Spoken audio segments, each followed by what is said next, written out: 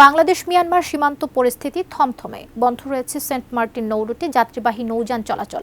তবে স্বাভাবিক আছে কক্সবাজার থেকে সেন্ট মার্টিনগামী পর্যটকবাহী জাহাজ চলাচল। বিস্তারিত জানাচ্ছেন আমাদের কক্সবাজার প্রতিনিধি অর্পণ বড়ুয়া।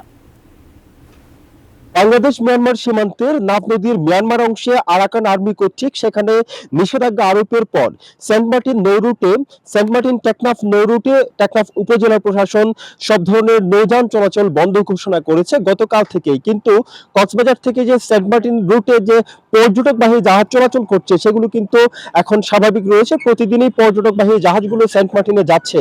তবে টেকনাফ উপজেলা প্রশাসনের পক্ষ থেকে বলা হয়েছে গণমাধ্যমকে, যেহেতু মিয়ানমারের অংশে যে নাফ নদীতে সেখানকার বিদ্রোহী গোষ্ঠী আরাকান আর্মি নিষেধাজ্ঞা আরোপ করেছে, সেখানে এই মুহূর্তে নাফ নদীতে যাওয়া অত্যন্ত ঝুঁকিপূর্ণ হয়ে পড়েছে। যার কারণে বাংলাদেশের যারা জেলে সম্প্রদায় রয়েছেন, যারা নাফ নদীর উপর নির্ভরশীল, মাছ ধরে যারা জীবিকা নির্বাহ করেন, পাশাপাশি টেকনাফ সেন্ট মার্টিন নৌরুটে যারা টেকনাফ থেকে সেন্ট মার্টিন অথবা সেন্ট মার্টিন থেকে টেকনাফে যাতায়াত করে থাকেন, সব ধরনের যাতায়াত ইতিমধ্যেই বন্ধ করে দেওয়া হয়েছে। রিগেল এম্পোরিয়াম হানিবার্ড অফারে জিতে নিতে পারেন ইন্দোনেশিয়ার বালিতে স্বপ্নের হানিমুন।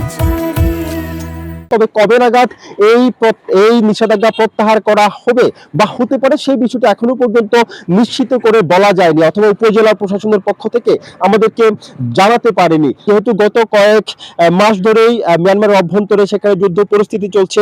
যুদ্ধ পরিস্থিতির কারণে প্রতিনিয়তই বাংলাদেশের এই প্রান্তে গুলি বিনিময়ের শব্দ বা বড় বড় গোলার শব্দ ভেসে আসছিল। তেমন পরিস্থিতিতে নাফ নদীতে মাছ ধরতে যাওয়া আগেও যেমন ঝুঁকিপূর্ণ ছিল, এই ঝুঁকিপূর্ণ পরিস্থিতি কিন্তু আরো বেশি ঝুঁকিপূর্ণ হয়ে উঠেছে আরাকান আর্মির পক্ষ থেকে নিষেধাজ্ঞা আরোপের পর। বাংলাদেশের অংশে যারা নাফ নদীতে মাছ ধরে জীবিকা নির্বাহ করে থাকেন বাংলাদেশের জেলে, তারাও কিন্তু অর্থ সংকটে ভুগছেন বলে আমাদেরকে জানিয়েছেন। কক্সবাজার থেকে এটুকু ছিল এখানকার বাংলাদেশ মিয়ানমার সীমান্তের সবশেষ পরিস্থিতি।